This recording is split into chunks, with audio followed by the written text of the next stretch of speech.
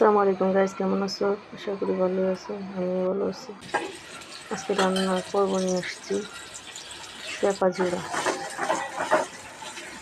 ঠিক প্রথমে তেল দিয়ে পেঁয়াজ রসুন, বেশি করে রসুন দিলে ভালো।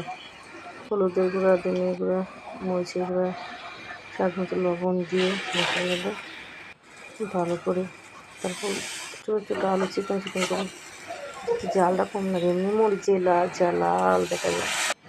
পানি দিয়ে দিলাম। এটা আমার অবস্থা। আমার দেখি ভয় লাগতেছে, না জানি কি আসলে খাইতে এত জাল লাগে নি। চাপাটা দিয়ে দিলাম।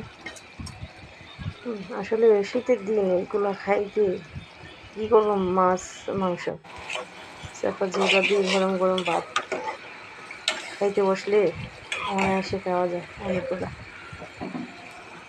বেশ সুন্দর করে আবার একটু নাড়াচাড়া করে দিলাম।